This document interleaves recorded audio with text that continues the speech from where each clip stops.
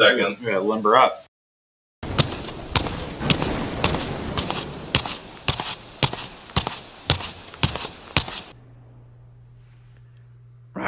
Read comics at Pulp Fiction Long Beach. Freddie.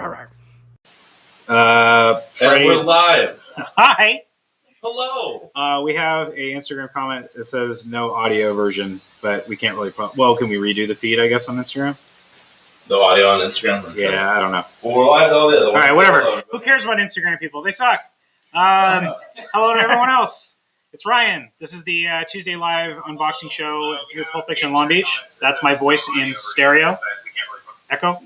And I'm here with special guest Paul Scherer. Everybody say hi to Paul. Hello. I've known Paul for a while, both him and his brother. I know his brother more as a collector, but you definitely more as an artist, but also a collector. Mark co-wrote 2 of these books. Oh, that's right. I know. I forgot he was in the game. He's in the game. DZ says he dares you. Yeah. Okay. Maybe I don't know. Maybe he was just making a joke. Oh, he was making a joke. Sorry, Freddie. I don't get it, but it's fine.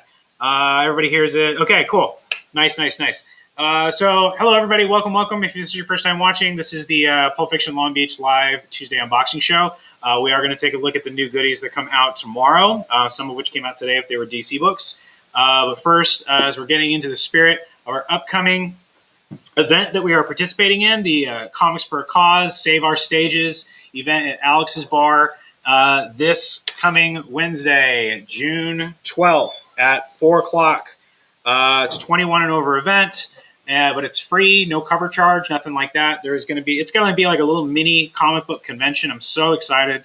I'm going to be there. A few other shops are going to be there, and we're going to have artists there as well, like Paul Scherer. So we're here to promote the event, and Paul's going to show you some of the stuff that he's going to be promoting at Alex's, and then we're actually going to have some of it here on sale in the shop tomorrow.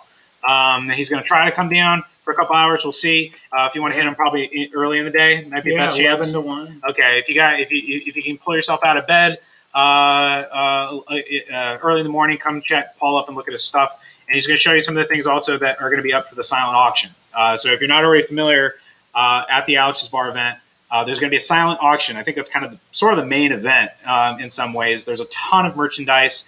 I donated a bunch of stuff. Other stores donated a bunch of stuff. We have art that's being donated, and all proceeds go to Alex's Bar because they had a hard time during the pandemic. We want to keep them going. They're one of our local music venues. They should be around. We don't want to see them go.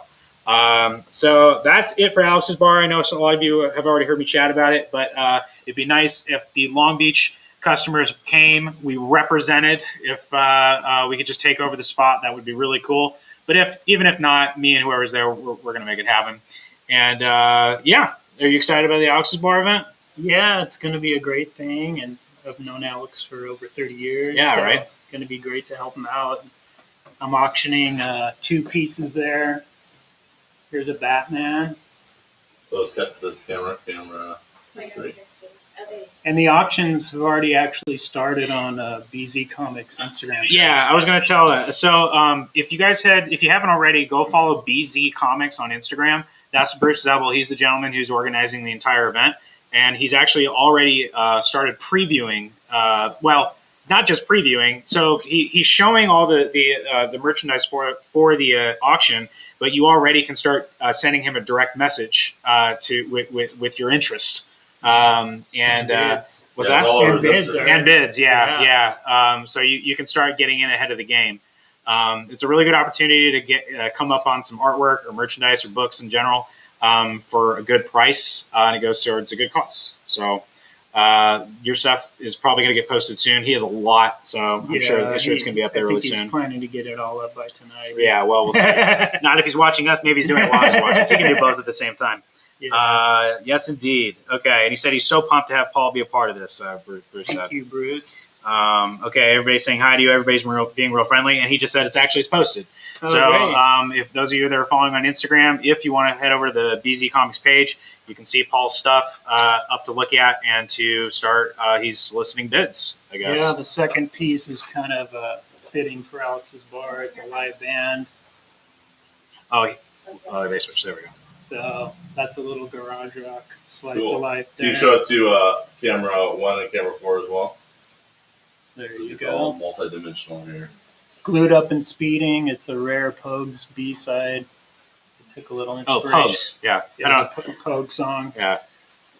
I've heard of them. I'm a punk newbie, but I've heard of them. Real quick, Ryan, let's do a little house cleaning business. Hello, Yeah, this let's is clean the Derek house. and Megan. Hello, and then we'll see family in the background, Paul's family. So you're watching Pulp Fiction Long Beach Live Unboxing Show. Here at the corner of the screen is all the social media Pulp Fiction. We have Facebook, Instagram, Twitch, YouTube, Twitter. We're streaming live to all those. And also at the other corner, we have IG for Paul Sherrar. Sherrar. I said it right. And Yugoslavian. we also have Paul's eBay. eBay.com, blah, blah, blah, Paul Sherrar Art. Thousands. What can they get from the eBay? Your art? Hundreds of pieces of art. All the great stuff. So go there. Signed sketch comics. Very cool. Sketch covers. That'll also be at Alex's. Fun stuff like this. So choose the camera. Yeah, choose the camera. So thank you so much for watching. As usual, I got a new Pulp Fiction shirt, as you can see. You got representing. And please, guys, like, subscribe, share, comment, and join our Pulp Fiction group. This is not a. Did you already say that? It's not a purchase video. Yeah, you can don't claim anything here. Don't buy anything here. This is where you see stuff that looks cool, and then your next step is how do I reach out to get it? But not here, actually, in the comments. And there's our email at the bottom, so you can definitely. You can email me about merchandise that I'm about to show you soon, especially ratio variants, or if you just want to join our pull box program, which is free. Did I mention it's free? It's free. And you can start having comic books pre-ordered and held for you, and you get a 20% discount off on your comics as well. It's a great program. Deal. Sold. Awesome. How's the house now? I think we're nice and clean. Okay. We're doing good. Okay. I'm going to let you steer the ship. Real quick, guys. Did either of you watch Sweet Tooth? I watched the first 2 episodes. And you even wrote a post about it. I did. I was invested. I was passionate. Yeah. So what did you think? I thought it was fantastic. I was so smitten. I thought it was fantastic. I just thought it was great. I'm a big fan of the comic book. I did hear that they said that they were going to lighten it up from the comic book material, and they did. But the way that they did it was so elegant, and I couldn't be happier. So I'm glad that it's finding a huge audience. Huge congratulations to Jeff Lemire, who wrote and drew and colored it. I think he did everything. Fellow top shelf guy. Just crazy, dude. Yeah, that's right. Fellow top shelf guy. There was an Essex County Easter egg in the second episode, actually. Cool. So check it out. We're going to have, I'll talk about it later, but we are going to have plenty of Sweet Tooth here in the shop this week if you're interested. But check out the show, man.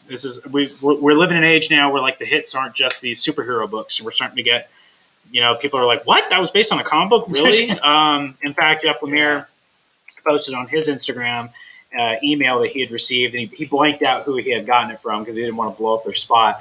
But it's essentially said, look, nobody wants to watch a show about a little deer boy, and certainly nobody's going to make one.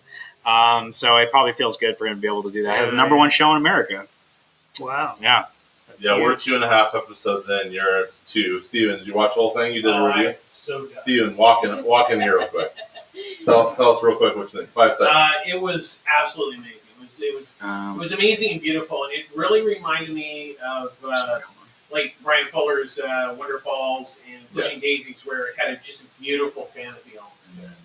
Would you say it's good for kids, Steven? Yeah, not too young. It's not a kid show. No, but I think it's a family show, and that was definitely one of their intentions, and I think that actually works really well for it. Awesome. Very cool. Thank you, Steven. Where can we find you? PopCultureMaven.com. PopCultureMaven.com, where I have a review of it. Very good. Spoiler free. Thank you, Steven. All right, back to the boys.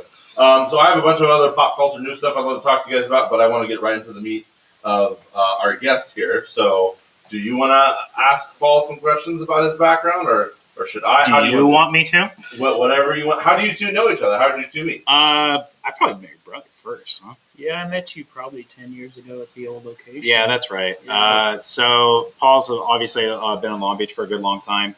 So I guess Mark never lived in Long Beach, did he?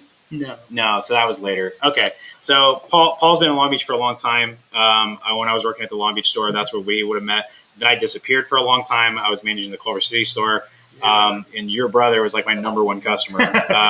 and then since I've come back and you're still coming out, you're still buying comic books, and I see you in my dollar bins all the time, and I see you in my dollar bins. My favorite. You You were always a busy little bee whenever I came in. I never stopped. Yeah. I'm either I was packing boxes back then, or and You're a master boxer packer. sure, master boxer packer. So how long have you been making comic books, man? Since I was 4 years old. Okay, and you have that stuff here with you today, the 4-year-old stuff? That stuff is really valuable on eBay, the 4-year-old. Now, probably more like 9 years old, and I self-published Big Bang in the 90s. So It's 4-issue series, Red Calloway's Big Bang. It's really dirty. let's give some people some context for this. So you say the 90s.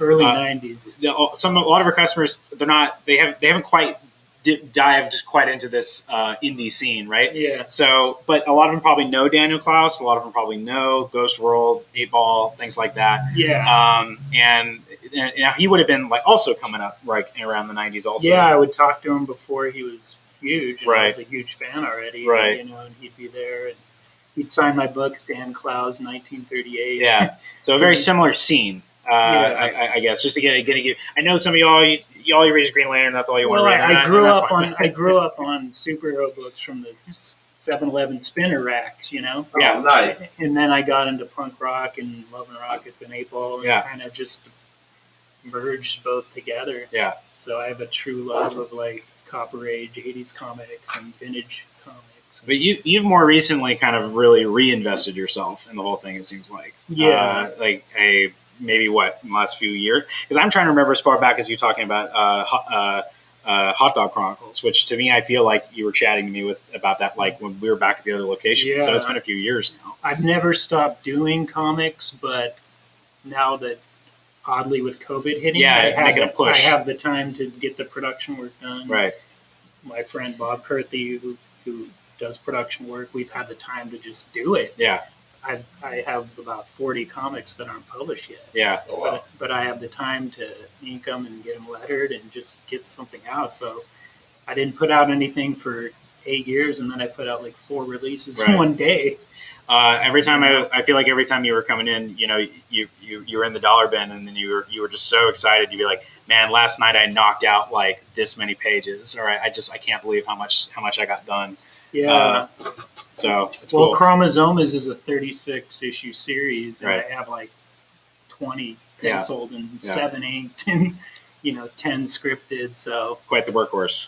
yeah, when you have a day job, you find time to do it. And this year off, I've kind of like gone full gear and got a lot of work done. Are you going to start pitching any of this stuff, or are you still thinking about pitching any of this stuff? Yeah, I'm kind of on the fence of having at least 2 full issues done to pitch it. Oh, so okay, getting to that point. Yeah, but it's just with digital printing, anybody could have a neat little copy, Right. And print up 100 copies. Yeah, it's not like it used to be. It's a lot easier now. Yeah, like the printers back in the day used to have like 1,000 minimum print run. Right. Wow. So just news flash to artists and aspiring comic people out there. Anybody can do it with $50 in your pocket. Yeah, for real. You could have a glossy. No cover. excuses. Yeah, just anybody could print up a stack and head to the local convention. How long does it take you, Paul, from start to finish to do? I'm sure, obviously, with outside factors, it changes. But I have a reputation of drawing fast, so in one night I could pencil anywhere from like 5 to 15 pages. Because awesome. I don't have to do the details because I'm the inker. Yeah. So I don't have to fill in the little trees and the little buildings in the background and waste all this time. In addition to people being able to buy original art from you on your eBay page, do you do commissions as well? Yeah, I do commissions. Okay. And do you have a commission list open, or are you busy? I have a lot of regular buyers that just hit me up and they'll buy a piece of art and say, I want to add on this commission. And how does somebody go about that if somebody's watching right now and has never ever commissioned artwork before? They could just Gmail me at paulsherrard@gmail.com direct. Just see, this is the one I love about comic books is how if you fall in love with a filmmaker or movie or whatever, like that stuff's cool. But good luck, like, oh, my hero is Steven Spielberg. Well, Good luck. you're never going to meet Steven Spielberg. Yeah. But with comic book creators, it's a pretty tight knit community. I mean, unless you're like Jim Lee or something, like there's a good chance that if you have somebody that you really respect their work, or you enjoy their work, or you want to reach out for artwork or commission or something like that, just reach out. They're very easy and accessible.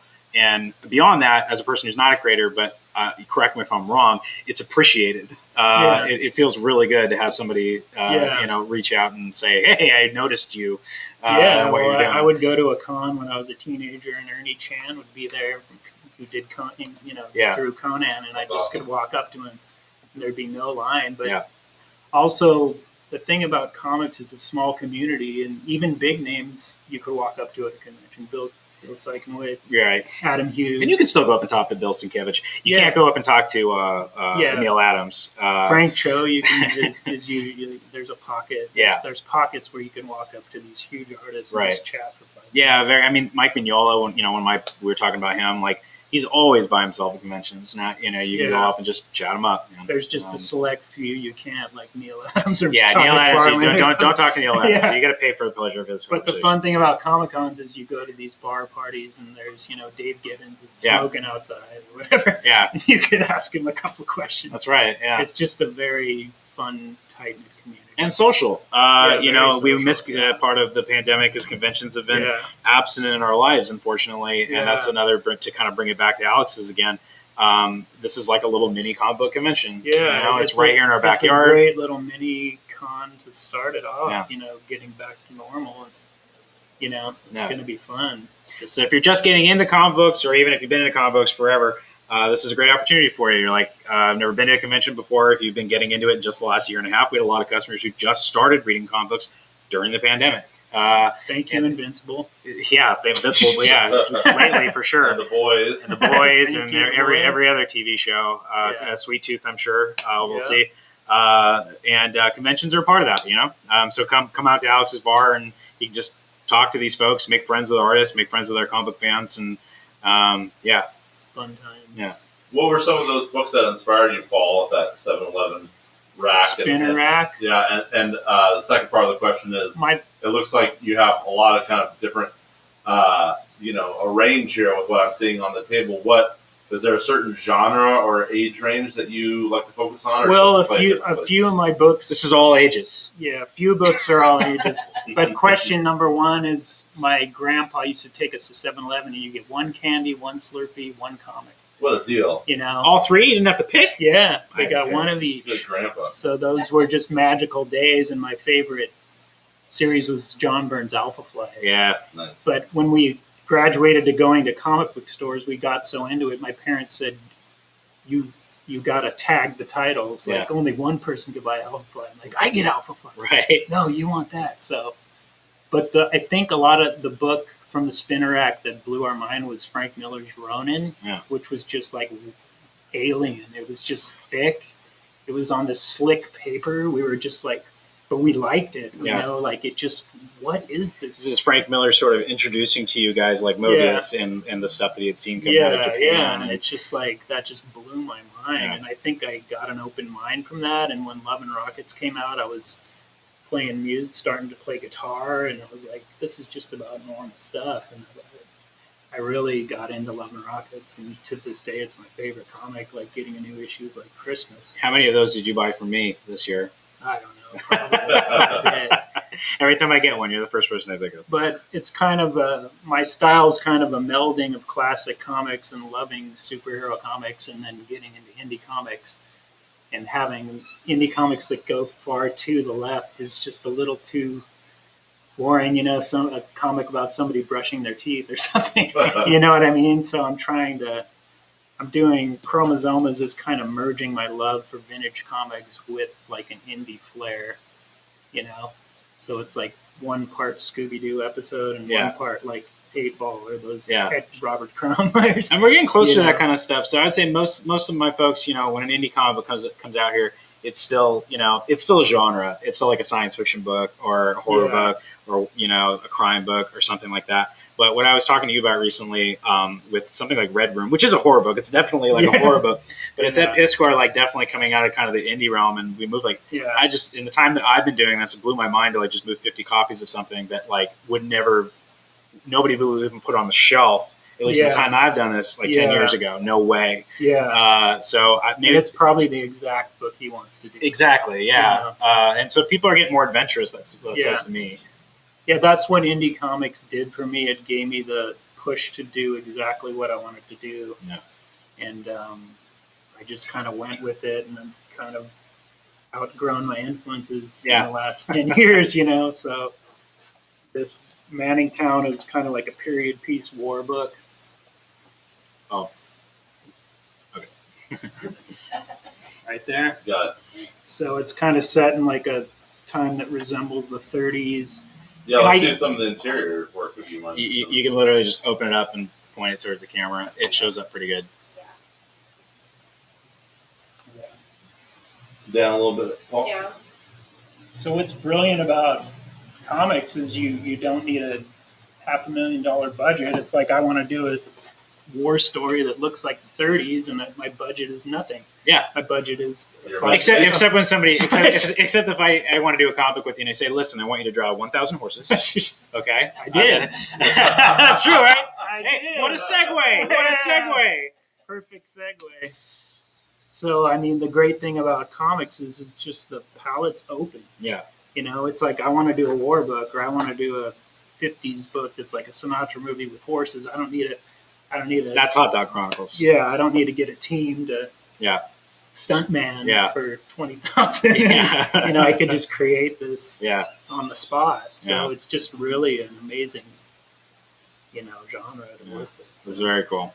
Very cool. I there's so much to choose from, and I don't want to minimize anything, but should we pick a couple of your books and just give us the elevator pitch and show us some we'll just art? talk about the new books. Hot Dog Chronicles is a 5-issue, was going to be a 4-issue series, but turned out to be 5. And this follows Ben Montgreen. He comes from Chicago, where the horse tracks closed down, and he has got like $50 in his pocket. And he's got kind of this bitchy girlfriend that wants to be a Hollywood star at any cost. So she's trying out for this role, and he's got his little happy, lucky dog, Fortune, with him. So he comes to make fame and fortune at the Los Alamitos track. And see, and you get a local flair there too, for all you Long Beach people. And he finds out the local mobsters are fixing the races with this chemical from India. So he's not doing so hot. So it's kind of a play with himself, whether he does the right thing and goes against the mobsters somehow, or he just becomes a millionaire and a jerk, and uses the intel to win all these races. That one sounds great. When you first pitched that to me, I thought, anytime something, I'm like, well, nobody's done that yet. I can't think of a single. Can you? What's a horse race? A comics that focus on horse racing? Like that doesn't exist. I can't really so it's really cool. Yeah. Yeah, but only if it has a wiener dog race too. It does. Yeah, it does. Yeah.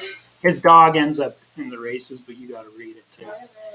But so just the quick pitch is that he meets a girl that's trying to get the same movie role as his girlfriend. In the motel owner doesn't allow dogs, so he's hiding the dog the whole time. Yeah, and he gets in this sticky mess with.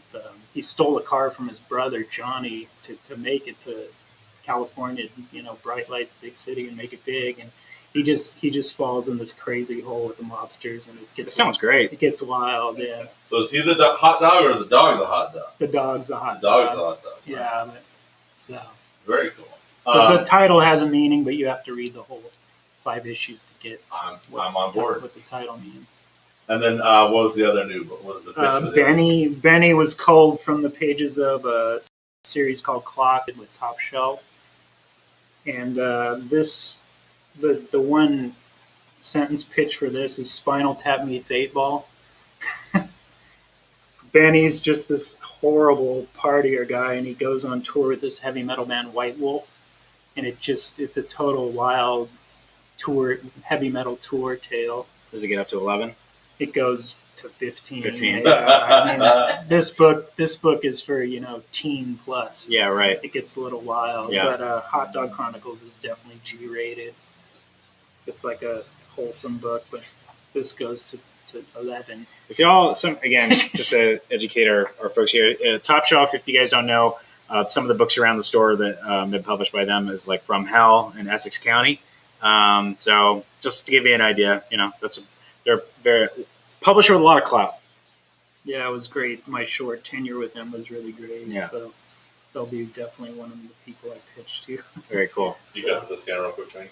Yep. I'm going to go hands-free here for a second, so forgive the shaky cam real quick. Yeah, there's Benny. There's good old Benny. Benny's got some pretty ladies next to him. Manningtown. Which is a 176-page opus. Holy moly. Looks like there's Batman action in the background. And then here we have, is this some of your older work here? Yeah, Big Bang and Clock is from the 90s. Chromosomes, you said there's a lot of content for it. How long did Chromosomes go? It's going to be a 36 issue. I'm trying to create my own superhero universe, basically. Nice. With my own Lex Luthor level of billionaire madman, and then with Chromosomes, I'm trying to bring back the fun of comics, where each issue is like a new villain. It's like, but it's some issues it's really tasteless, like the Defecator, like he like the Defecator all over everybody, but but some issues are like one villain's that's just every Tuesday here, man. Yeah, one villain's like the Rocker, and he steals music from old black musicians, and he hoards their souls, and it's you know what I mean, and he's like making millions of dollars off. So I mean, it's kind of social commentary. So Elvis. It's a really wholesome book, save for the fact that they're topless. Yeah, I saw some boobies in there. Yeah. So. And what's all this again? We have. And this is the art that's for auction at the Alex's fundraiser for Saturday of the Batman. And this is a page. Big Bang's going to be collected this year. It's a 4-issue series. There's a new pinup from it. Clock's going to be collected as well. Is Big Bang the one that you said was Sinatra inspired, or? It's kind of vintage looking, but it's a little more David Lynch. I love David Lynch. It's a little more seedy. But Hot Dog Chronicles, I thought, let me do a Sinatra movie on paper. I like that. It's almost like what's going to happen. It's so like when you watch an old movie, like there's a comfort there. Right? Yeah, there's it's supposed to have the comfort of knowing what's going to happen, and like when I walk into an elevator, I kind of. I want the elevator to work the way I expect it to sometimes, Yeah. Going for a ride is fun sometimes, but. Yeah, I kind of think of a movie like Breakfast at Tiffany's, where it's every little part makes sense, and you kind of almost know what's going to happen, but that's the trick, so a few curveballs are thrown in there. So my wife can't get over when she throws the cat out the car. She can never come back from it. Doesn't matter every time. So I don't care if she threw the cat out of the car. She's dead to me.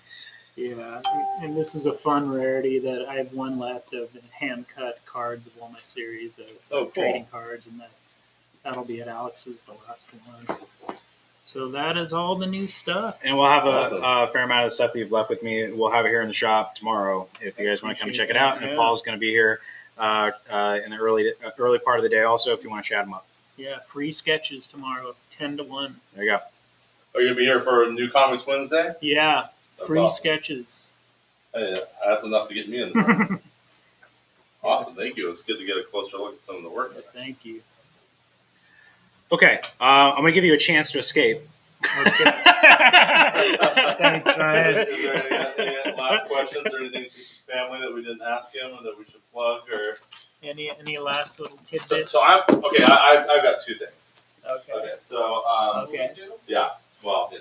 I'm limiting myself. Okay. So I'm a big comic guy, obviously, but I'm big film, television.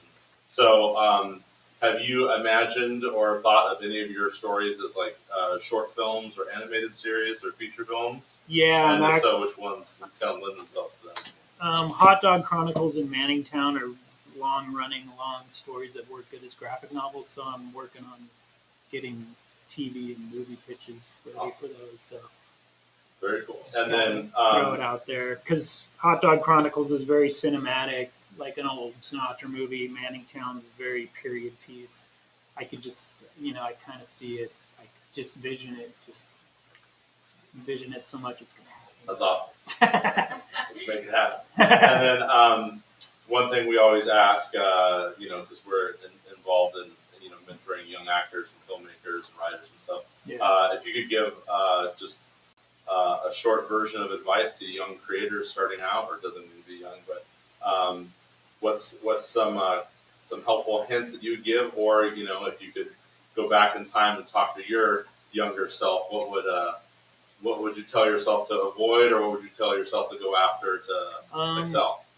Do every opportunity that's landed on your plate, even if you may not agree with it 100%.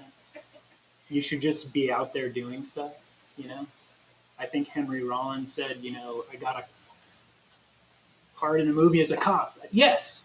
I got to, just say yes. Just be involved and do everything that's offered to you. But my other bit of advice is that with the internet now, anybody could do it. With digital printing and, you could print on demand 40 copies. Anybody with a dream could get it on paper and put it out there. They just got to do it. And they just got to, if they have an idea for a series or a show, just finish it. Even if you don't like it, just finish the work. You got to get it done. And I've had this year off, and I'm just like, I got to get it out. I have a passion for doing it, but you got to, bring it in a circle and get it out there. So my advice is just do it, and anybody can do it. I think that's great advice, especially for a lot of creatives who will have a great story, but it's on their hard drive. Yeah. Or they'll have a short film, but they won't put it online, or they'll have a comic book and they won't get it out there. But like you said, with the internet, get your stuff out there so people can see it. If you got $60, you could print 40 copies with Kablam, plug, and just show up at a little convention or any little event. Just do it. Very cool. Thanks for having me, Ryan. Thank you. Yeah. I'll see you tomorrow. Thank you. I'll just leave these here, okay? Yeah. Whatever you want me to, I'll post it up tomorrow. Okay, cool. Thanks again. Yeah, dude. Can you usher them out? Yeah. Do you mind? I can come back and be your fan. Yeah, that's fine. I think all I did was just move the latch. So that way, if you have, thank you guys so much for coming. Yeah. So one more time, that site is. Thank you so much. Good to meet you. And we'll see you tomorrow. Thank you. Nice to meet you. Bye. Oh, actually, you know what? Paul, go run back in there. Let's get a photo real quick. You're not dismissed yet. You almost made it. You almost made it up. Ryan, grab a piece of his art. We can have our behind the scenes photo. Where you want to go? Yeah, can you go back behind Ryan, Paul? Oh, yeah. Let's get a photo of you. I don't want to get up anymore. That's why. All right, ready? 1, 2, 3. 1, 2, 3. 1, 2, 3. All right, now you're dismissed. All right. Thank you guys so much. See you later. All right. Very cool. All right. Well, it's fun. I think it's great, Ryan, that you bring in more indie artists here. It's really cool to have the Monster Matador gentleman, Stephen Prince, and now Paul. It's really fun. Yeah. I miss doing this at Culver, and you don't need a lot of space to do it. But we were kind of just doing this for getting ready for Alex's bar, but I don't know. Maybe we'll keep doing this, So if people like watching it, if it's not too boring, you tell us. You don't have to be nice. Yeah, I think it's good. But also, it's my show. I do what I want. It's our show. Very good. Very good. Okay. Hi, Steve. He just magically appeared. Magically appeared. So he's gonna have some of that because I want to buy some of the stuff. So he's gonna have it for sale tomorrow. Maybe sign some. It looks he's gonna leave some stuff here, so like his comics and some variants to buy tomorrow. But the original art that you're looking at is specifically for the auction. Very cool. I believe. So yeah. Awesome. All right. Do we have time to go through any of my other things, or do you want to just run right through that stuff? Okay. So real quick, we'll go through this. We'll go through this super quick. Conjuring 3. Megan and I saw it. Okay. We liked it a lot. What's it? 3? I haven't seen it. I thought you did see it. No, I haven't seen it. Was it 3 times as good as the original? No, it's out of the 3. Here, cut that. Out of the 3 Conjuring proper, it's probably the least good, but still good. It's fun.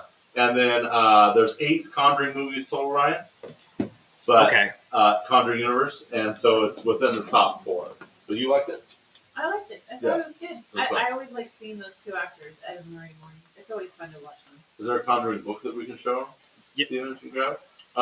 So yeah, it's just it's like pizza. Even like the less good pizza of a Conjuring movie is really good. Luis says Conjuring 2 is my favorite of the Conjuring movies. Yeah, it was really awesome. Yeah, Conjuring 2 is really good. Luis also says hi, Derek, Steven, Ryan, and Ryan Seacrest, and then free sketches. Yes, there'll be free sketches tomorrow with Mr. Paul. So let me cut back to Steven right here. What do we got? Where are we? Over here? Oh, yeah. Wherever you want to go. Still plenty of copies of DC Horror Presents Conjuring #1. You don't have to have watched any of the movies, in my opinion, because I can't even remember the movies that well. And I just thought it was a really good horror anthology. You get 2 stories. The first story is drawn by Gary Brown, and that's going to continue. So it'll be part 1 in issue 1, part 2 in issue 2, and so on and so forth. And then you get a backup story by a completely different creative team. This one is Dennis Cohen and Scott Snyder. It's called The Lover on the book. Yeah, that's the main feature. You think of it as a double feature, the main feature, and then the other feature. And then there's these fun kind of Secret Decoding Rings. Yeah, old things. You know. Yeah, it was really good. It was one of my favorite books of the week. I liked it too. And it had 2 awesome covers. There was the VHS cover, and then there's the Bilson cover. We have one in 25 ratio left. Also, there were 2. Somebody bought one over the weekend, so there's one left. Also by Gary Brown, the series artist.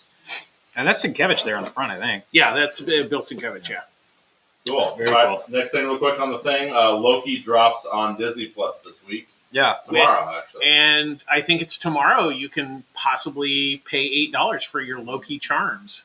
Loki Charm. Oh, Lucky Charms. So they're Lucky Charms. It's the same, but the box has Loki on it. And there's actually a little, like if you go, Oh, when is CGC going to start grading cereal boxes? who knows? Right. I still have my Neil Adams Wonder Woman. Was there any new Loki trade that we could show? No, unfortunately, they're all out of print. Okay.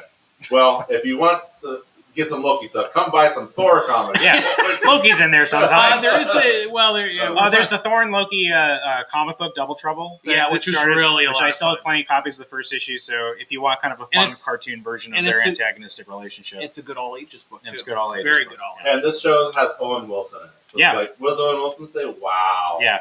Wow. You can't go wrong with it. Luis wants to know, how confused do you guys think Paul would have been if we started making pipe jokes? I'm glad that everybody refrained from the pipe, or at least I'm sure that our audience didn't refrain, but Derek refrained. Yeah, that was I'm glad you important. guys piped down. There was 2 new pipe memes in the Pulp You Fiction should- group this today. Get him to draw a dinosaur with purple pants. That's right. So this is your opportunity now to come in and get Paul to draw either a baby grape or Spicy meatballs. spicy meatball, or what have you, and he'll have no idea why, but I'm sure he'll be happy to do it. So Netflix Geek Week is going on. And I started watching some of it. Some of it's kind of like tedious to get through. Other parts are kind of cool. It's like a DC fandom, a Comic Con. I did see the Cowboy Bebop. Yeah, so that's what I was bringing up. Yeah. So today was featured Cowboy Bebop live action, Lock and Key season 2, and one of Steven's favorite, Umbrella Academy season 3. So Steven, did you see anything? What did you like? I did. The only one I actually saw was the Cowboy Bebop, but it was great because we got to see the hair. Very cool. The hair. Is it live action? Yeah, it's Live live action, action, and it's what's his name from Harold Kumar. And they're using the same music or something, or the same guy. Well, doing the score? so what they did is they had the three main characters, and they did kind of like sort of like the opening of the show with the music. Oh, awesome! The music, But it was just like headshots. I've never even seen the show, but I know the. Ba-da-ba-da-ba-da-ba-da-ba-da. But the fact that they was able to get the hair because he has a very specific hairstyle, Yeah. and Look. it was spot on. Nice. So it's stylized. Yeah. Yeah. Cool. Steven, I know you have feelings about this, what I'm about to say, so just curb your feelings. Megan, I wanted you to hear this too. So Zack Snyder, of course, is full all in the Netflix world, and with Netflix Geek Week, they're really excited, of course, about Army of the Dead, #1 movie on Netflix, and they're doing the Zack Snyder Film School, which is really cool, and announcing the anime and the sequel and all the stuff. But you saw Army of the Dead too, right? You liked it? Not yet. I thought you saw it. No, I never told you. Oh, I it was the Snyder cut that we talked about. That Yeah, I saw the Justice. I did see the Justice League Snyder cut. So should I not say certain things? I don't care. I've already heard everything about it. You already heard everything about it. Okay, so Snyder confirmed today in an interview yesterday or today that there's aliens in Army of the Dead. Okay. So zombies come from, I'm assuming. They're zombie robots. So at one point, when Batista kills a robot in the movie, Megan and I look at each other like, why is he sparking? Why does he have metal stuff? So some of the zombies are robots. Okay. And what we talked about a couple weeks ago, Steven, he also confirmed the time loop thing. He's like, there's time travel. So this movie is not just zombies. There's aliens, there's time travel, and there's robots. You're going to find out it's in the Sucker Punch universe.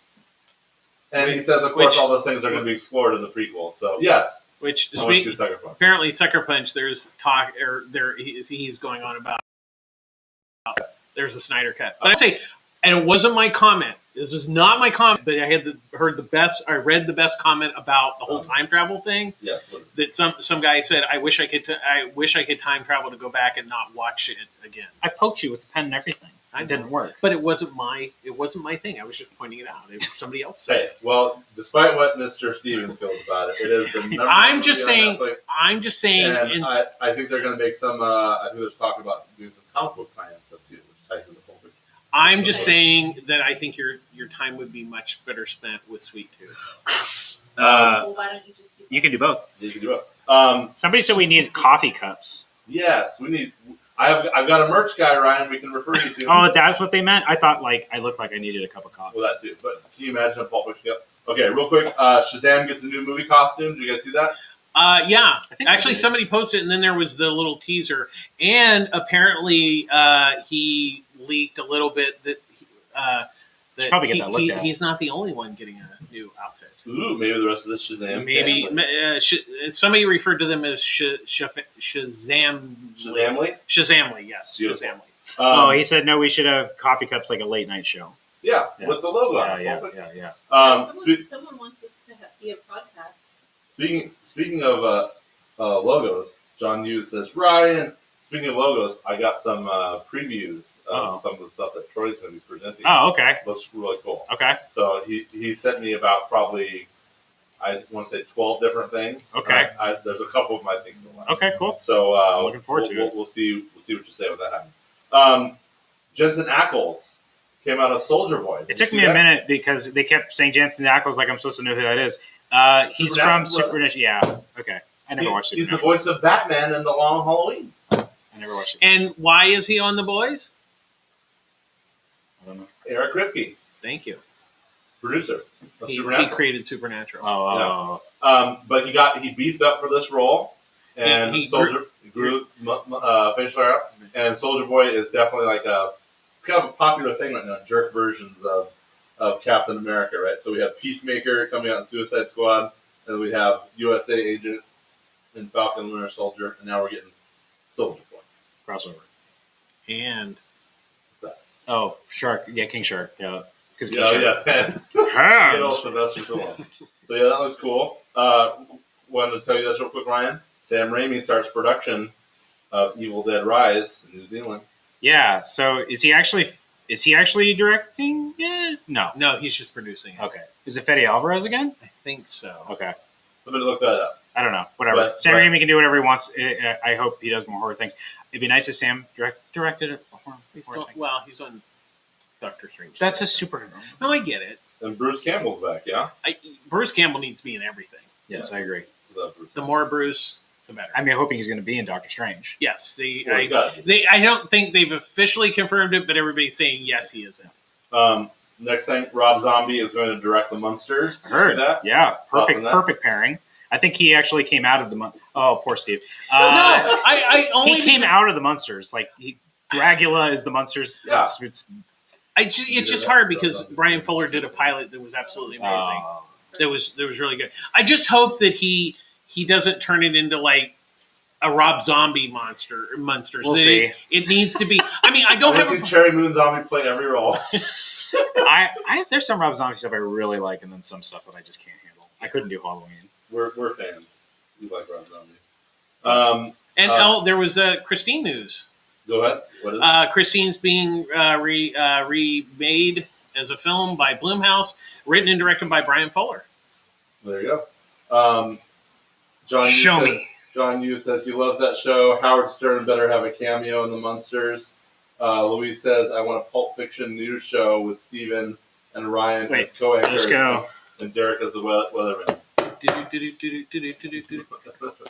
San Diego, go F yourself.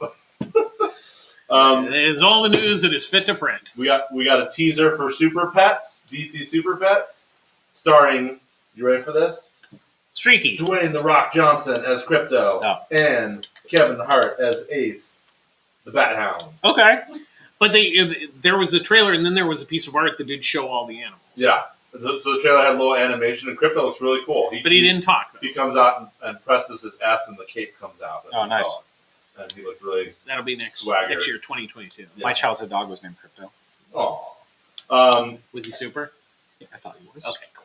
And then Steven wants to see if you could talk on this real quick. Behind the scenes of Sandman. Did you watch that? Yes, I did. What did you think? The sets are effing amazing. And Neil Gaiman seems pretty excited about it. Well, the other thing, there was, I can't remember who drew them. I think it might have been Sean McManus. There was like the little birds with like the little baby wings, and you actually see a shot of them. And you also see the crow.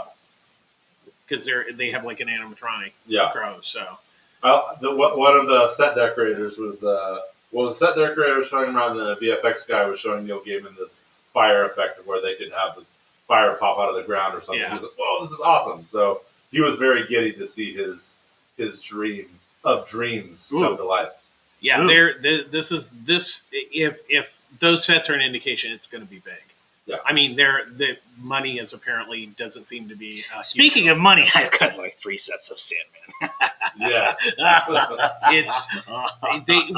the other thing. It looks like they're doing the smart thing. Is they're only chewing off a little bit of story at a time. They're not trying to fit it all in one shot. Well, it's kind of more of an anthology kind of series, anyway.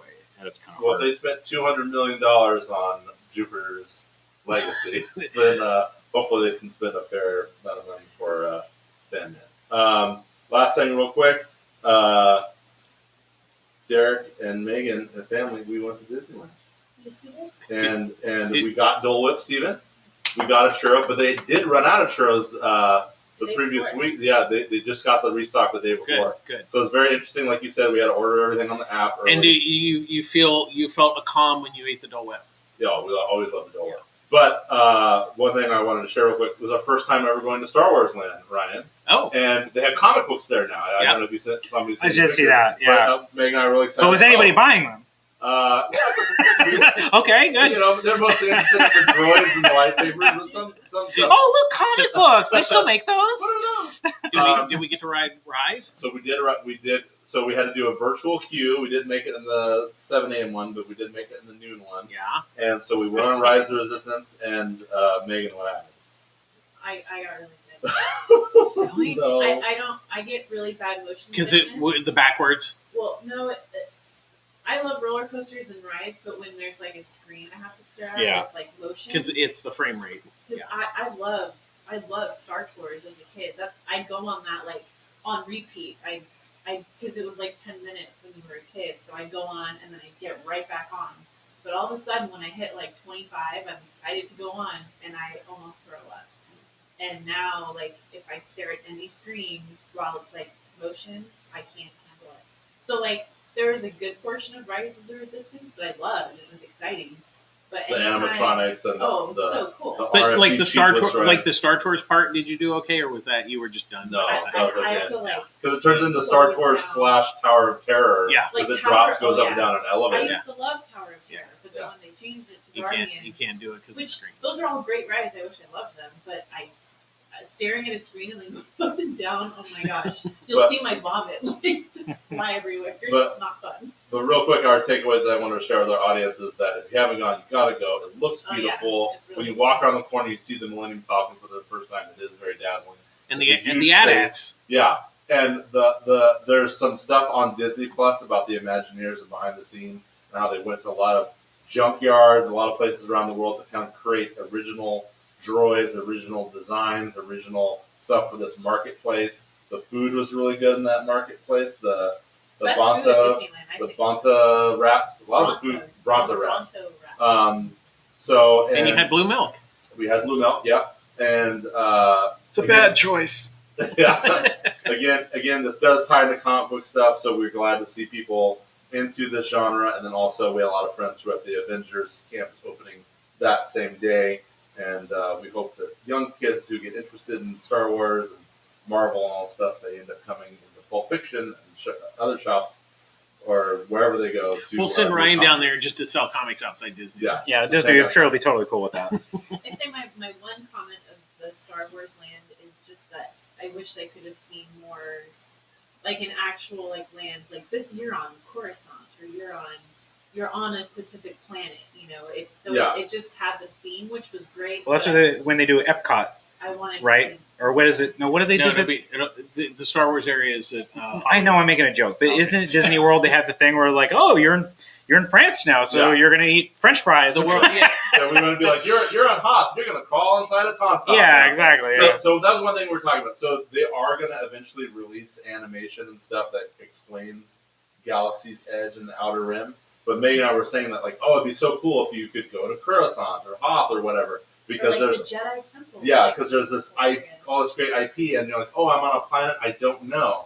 And then what's interesting is that you're using Kylo Ren and General Hux a lot. Which, spoiler, they're both dead now. And you're using Ben a lot, and he's kind of bitter at the Star Wars universe because they misused his character. So it's just like I kind of wish they would have, used some IP and stuff that like Clone Wars and things that people. Clone Wars stuff. Yeah, exactly. Did you go at night and see it at night? No, I think we got in like right at sunset. So Because it's gorgeous at night. Yeah, well, we're definitely gonna go back. Fun fact: French fries are actually Belgian. There Thank you, Louise. And then Ruben says Galaxy's Edge is awesome. And you rode the Millennium Falcon? Well, after Rise of Resistance, because that's a simulation. Well, you could have ridden it. I Well, was trying to get him to go, but we were. But he's a into good other husband. Rides. I Okay. had to be with my wife and my family. I Our little nephew was his first time there, so we got him a little button. The first time first Disneyland. visit. His first ride was Pirate, so it was a nice family. Good. Anyway, so enough about that. Ryan, Comics. comic books. Oh, I've been set free. What is the show about again? It's about movies and It's about Disneyland. Sweet Tooth. Yeah. Okay, let's do it. It's a light week, but there's a lot of really interesting stuff, and I'm excited to show you. We're going to start with some ratio variants. I'll blow through them pretty quick because there's not a ton, and show you some of the other goodies that we have coming out tomorrow. First up, Vanna. So Which first way are we up, this is a surprise actually. So this is a book from Scout called, what is it called? The Cherry Bombs? The Black Cherries? Cherry Blackbird. Cherry Blackbird. I did not order very many of these because I didn't know what the heck it was. There's lots of books that come out every week, but I ordered a few. Okay. And I got sent, I guess, I don't know what it is, but it's a special VHS variant that's going for a bit of money on eBay. I haven't decided how much to sell it for yet, but if that's something you're interested in, please send me an email, pulpfictionlongbeach@gmail.com. Be kind and rewind. Be kind and rewind, and it's also got the horror. Oh, the horror, yeah. The horror video VHS level. And it's label in on hi-fi it. stereo. Yes, that's right. Steven, did you ever work at a VHS store? Nope. Seems like you. Did you ever work I worked at a Laserdisc store. Okay, cool. I managed a Blockbuster Video way back in the day. Not the last one. No, not the last one. Okay, moving right along, we have more X-Men Gala stuff going on this week. Ooh, who's on that one? That is Jean Grey, I think. Yeah, that's Jean. So this week is actually X-Men number 21. So the actual Gala issue of X-Men, proper X-Men this week. If you want to pick that up, I ordered extra copies. That's a 1-in-50 ratio by Russell Downerman. This is a 1-in-50 ratio by Phil Jimenez for Pride. So if you don't know, Phil Jimenez is gay, and there's a regular version of this that with trade dress on it, but there is a 1-in-50 here for Mystique. Is Mystique bi-curious? I assume so. I never knew that. I can't keep track of everybody. She's Oh, got- by the way, I'm selling these super cheap. It's a 1-in-50 ratio. I've been selling for 20, and I think I decided to do 20 for this as well. Yeah, so Very cool. they can find homes pretty easily. I really like that Mystique cover. Was it last week? Where she Yeah, had the it was back- so good. I have a customer who is like X-Men and Batman fanatic, but he gets so many sketch covers and original art or stuff. He's kind of fallen away from comic books a little bit, just trying to save money. And he came in. I hadn't seen him in a while, and I said, "Dude, just let me real quick show you the I showed him the Del Mundo And he SD bought cover, and then he did an entire lap around the whole store. He bought like 13 covers, and now he's asking for all the X-Men covers. So I think I got him in trouble with his husband. This is a 1 in 25 ratio variant for this week's issue of Spider Shadow, which I still have plenty of copies of 1, 2, and 3. For now, where this is a what if story. They're doing what if stories again. So this is what if Peter Parker never got rid of the symbiote. I like that what if logo. Isn't it kind of small and on the edge or something? They should make it a little bit bigger, just to kind of, because I think people are confused. Is it in continuity? Is it not in continuity? Oh, yeah. And letting that one go for $14.99. And I'm forgetting who the artist is, but it looks really nice. Yeah, tell me where to go, Meg, and I will show. I am Vanna White tonight. This one is really cool. This is not actually a ratio variant. This is a retail or open order cover. And I think I had one person order it, and then they maybe decided to get one more. So I got I got one available, I think, but I don't want to speak too soon. Send me an email if you want. But the nice thing about these is since they're not ratio, they have a price. Like I had to pay a certain amount of money to get that, and now the MSRP on it is $20. So if you like Sam Keith and you like Wolverine, or you like either one of them, check that out for $20. Very cool. Okay, we had some DC books come out this week, including Joker number 4. DC, fire. Megan, I'll go here. You can just go here. Yeah, that's okay. Okay, fine. Yeah, because this one got pulled out a little bit. It's Okay. This is a 1 in 25 for Joker number 4. People have been really digging these sketch covers by Federici. I don't know who that character is because I'm not reading the book. Derek? Steve? Yeah, so that is part of a crime family that was wronged by the Joker. He's a new character. Yeah, Okay. and so there's a whole different kind of different groups of people who are coming after Joker. So there's Daughter of Bane. Right. There is Gordon, who's been hired by this kind of rich debutante, and then there's a crime family, and they're all kind of like Texas Chainsaw, almost kind of cannibalistic torture people. So he's part of that family of creepos. And Joker has a whole paramilitary unit who he's hired to help stop him from all the people trying to kill him. So Spoiler alert. Really cool. I love that Joker has a paramilitary unit. And that's also a fun thing to say. Okay, we have the second issue of Eve. It's a new hit book from Boom, sort of a post-apocalyptic childhood sci-fi adventure. This is, this is a 1 in 25 ratio variant, and this is a 1 in 10 ratio variant by Dan Mora. Really like the Dan Mora one because it's got sea monsters in it, and also a robot teddy bear that looks pretty cool. But also I just like Dan Mora. I got a few of the Dan Moras for $10, and then just 15 for the 1 in 25. Okay, I guess I barely qualified for Carmen 1 in 25 ratio. Hey, I know a lot of you want to start the series. I'm sorry. I'm waiting on another printing for issue 1. I hope they're still going to do one. In the meantime, if you've already gotten issue 1, I have plenty of issue 2s and 3s. But this is for issue 4. Louis says, I want to see a what-if story where a Spider-Man who bit Peter Parker gets human powers and becomes the man spider. There's a Spiders Man. Do you know about him? Spiders Man. There are a whole bunch of spiders. There's a spider colony that becomes sentient and becomes a human. Hey guys, say hi to this artist. His name is Paul. Hey, Paul. Paul Hey, Paul. Yeah, I don't know. Watching. Who's that guy? Yeah, I don't know him. Some hack or I something. don't Sounds like he likes don't know hot him. dogs. Yeah. We also have Magic the Gathering. This is probably going to be the last week that we have any kind of special ratios or covers for Magic the Gathering. It's just not selling very well. But the one listen to your idea, Ryan. they didn't put cards in it like I told them to. This is a 1 per store by Matteo Scalera for $14.99. And this is just the 1 in 10 that I let go real cheap for $5.99. If you're a Magic the Gathering fan, there's some really cool covers there. Come get some magic. And last but not least, I don't know who the artist is, but I really like this. Every once in a while, I get enough for a TMNT ratio. Sometimes they're awesome. Sometimes they're just okay. I think that one's really neat. And we're still letting that one go for $14.99. Can't go wrong with turtles. We also have plenty of copies of Last Ronin number 3, if you're trying to get caught up still. We'll also a lot more issue 2s I got in, if that's the one you're missing. Issue 1s, we're working on it. Hey, who's auctioning off a copy of issue 1? BZ Comics. BZ Comics says yes. BZ Comics has, if you're trying to find an issue 1 and you want a really, really fancy version, head over to BZ Comics' Instagram account right now. Did you get graded? It is a graded copy. It is a graded copy of the 1 in 25 Kevin Eastman ratio variant for Last Ronin #1, which he bought from me. Well, not BZ Comics, the person who donated it bought from me. So I kind of donated it in a way. Yeah. In a roundabout. Yeah, in a roundabout way. Are we good? Should I continue? Yep. Okay. Then that's what I'll do. You hold that one. Hey, guess what? I finally have 0 Point on the shelves. Oh my goodness. Now nobody's going to want them. That's the way this works. It's got codes, kids. So here's what's really confusing. Again, I'll say the same thing I've been saying before. If you're trying to get caught up with 0 Point, I still might be able to take care of you as long as you're not picky about what cover you get or what printing you get. And you have to come in and talk to me. Don't do it through pull box. It's too confusing. You come in and talk to me. I'll look and see what I can still get, how many I have coming, how many I have left, and how much are not spoken for, and we'll see what I can do. I've done that for quite a few people already, and I'm getting a lot of new customers that way. In the meantime, if you just want to try it out, the one he's holding in his right hand, this is a third printing for the first issue, which I have a few copies of on the shelf, and that is the second printing for issue 4, which I was ordering to try to keep up with people. I should have a lot of copies of issue 5 and 6. We'll see. How long is it going? 6 issues.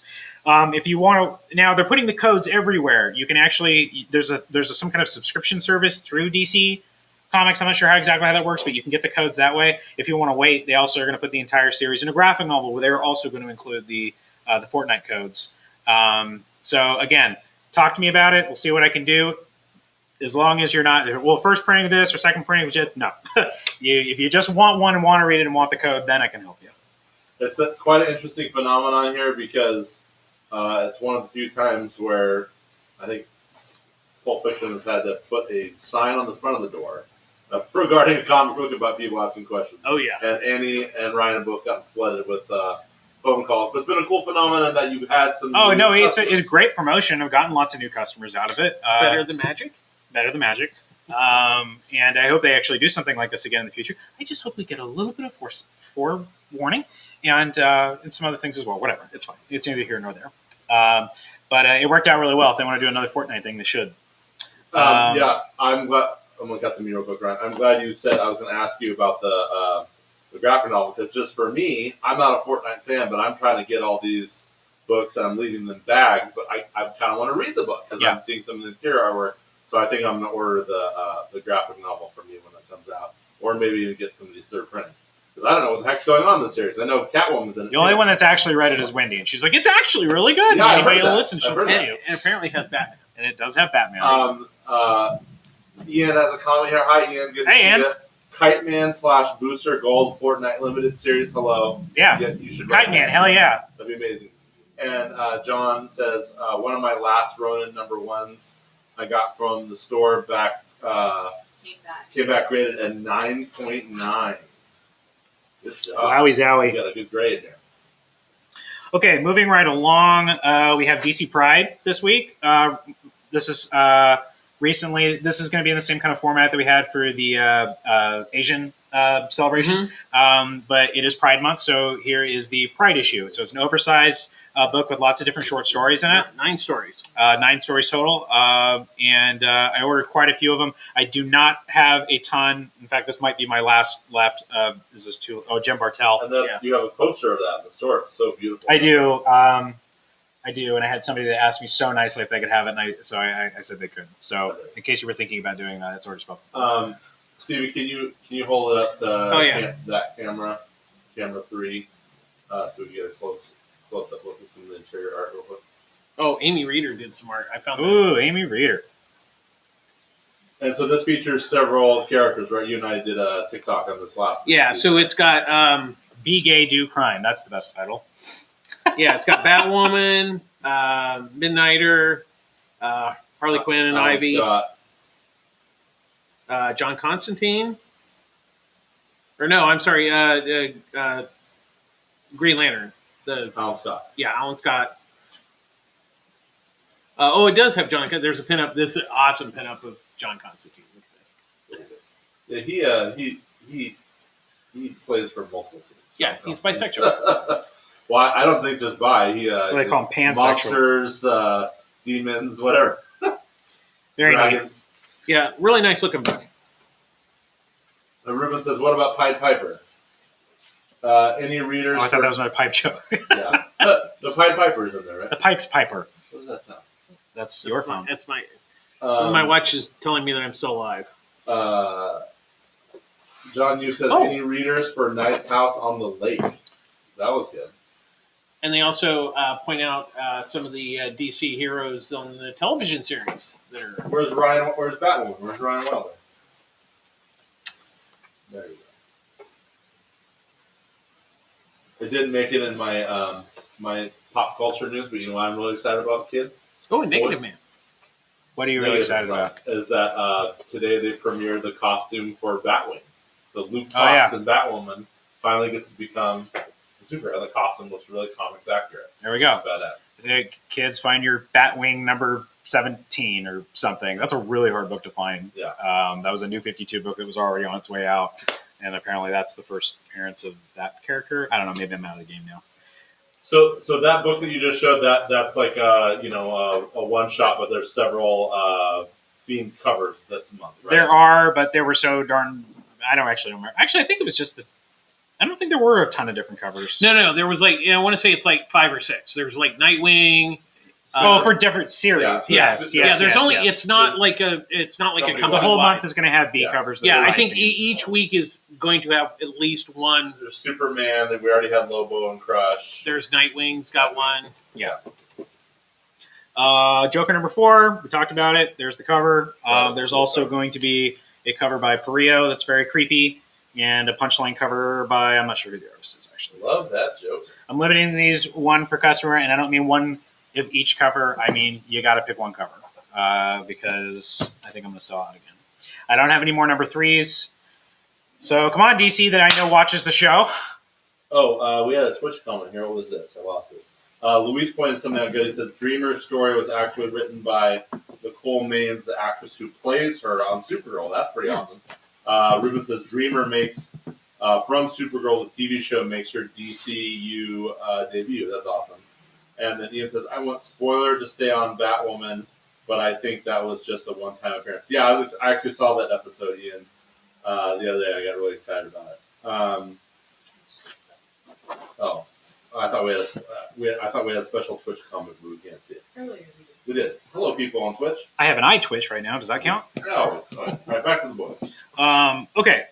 Let's talk about some D-books. Y'all know that's my favorite stuff to talk about. I read Wow. the 3 big hitters this week. This one, highly recommended. It is called The 6 Sidekicks of Trigger Keaton. I had no idea what this book was going to be all about, but I could have guessed if I had remembered it was written by Kyle Starks. Rock Candy Rock County Mountain, which yeah. is wonderful. Which I think this guy is one of our best comedy writers working in comic books right now. And every time he puts his name on something, I'm usually always very impressed with the dialogue. In this case, basically, here's the pitch if there's one to be had. Actually, there is a pitch.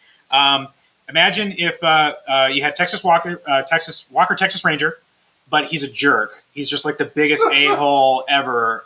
Just a bitter old man that never made any friends. It was popular enough that he could keep that career going. And it's 6 sidekicks because these are all the different people that were sidekicks for him in all these different shows. He either got canceled or whatever due to different reasons. So the story starts with Trigger's apparent suicide, but one of the characters who has taken it upon himself to I think he's the current person who's starring next to Trigger Keaton, and Trigger Keaton says he doesn't sound like a cop enough, so he's been really boning up on his detective things and skills and all this kind of stuff, and he says, I says it's not a suicide, it was a murder. So he sets out to try to solve the case, and he gets all the other sidekicks together, and at the end of it, somebody says Stuntman War, which was really funny. Yeah, I love it. I think that if you're a fan of Once Upon a Time in Hollywood, you do not want to miss this.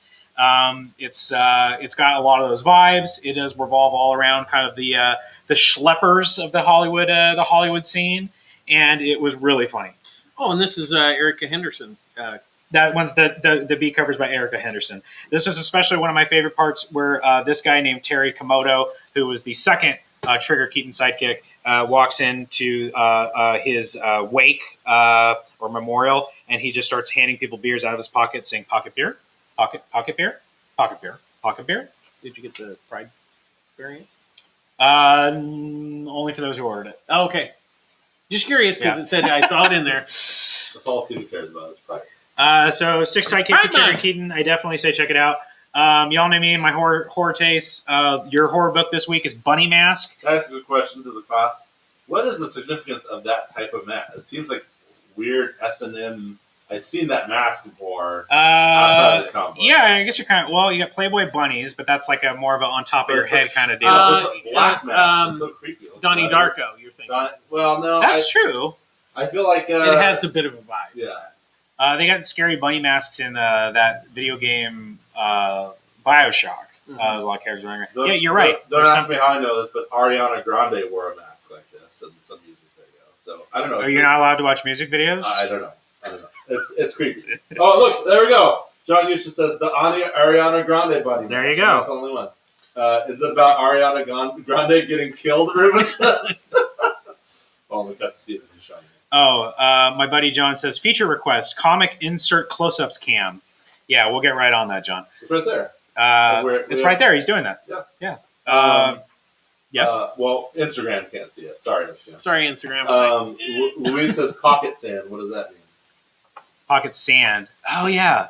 What is that from? No, pocket beer. Pocket sand is from. I'm sure I'm just not getting the joke.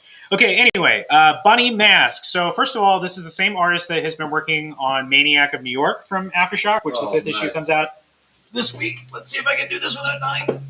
Oh, one of my current favorite titles with baseball face there front and center about basically if Jason Voorhees was running around New York. This one is more supernatural, and here's what I'll say about it. I have no idea what's going on, and I love that about it. And I don't mean that in like, oh, this is unintelligible. I mean, he's setting up all these mysteries. No idea where it's leading at all. Not in the slightest. But it's definitely creepy. We have what seems like an abusive father and these social workers who show up to the house to kind of like do something about that, and then it gets really bad. I'll just say that. I did see blood. And then we fast forward 17 years later, and one of the social workers who survived his encounter is randomly, I don't know where they're living, but he sees an art gallery that is wall to wall, nothing but the creature thing that he saw in his traumatic event. That's the first half of the comic book. And there's no explanation as to why or whatever, and you got to read it.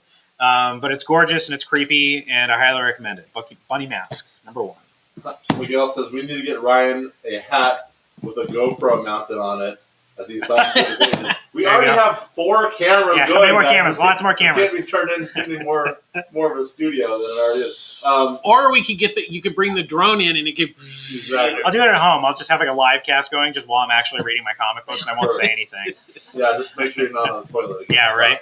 Wormo Steve says Rusty Shackleford. What's that? I don't know. And then earlier that Pocket Sand comment, I guess, was only fans of King of the Hill would understand that. Oh, we were talking like also, yeah, John wasn't just saying nice house on a lake was good. He was actually asking if you had any more copies. I have more of the cardstock variant coming on the way, but we're already getting enough requests that it's possible that they don't make it their way to the shelf. So if you're interested, shoot me an email. I'm not going to remember if you're just doing it right here. Or let me know tomorrow if you're going to come in tomorrow. I haven't seen you in forever, John. Why don't you come in tomorrow? Come in tomorrow, John, and ask me.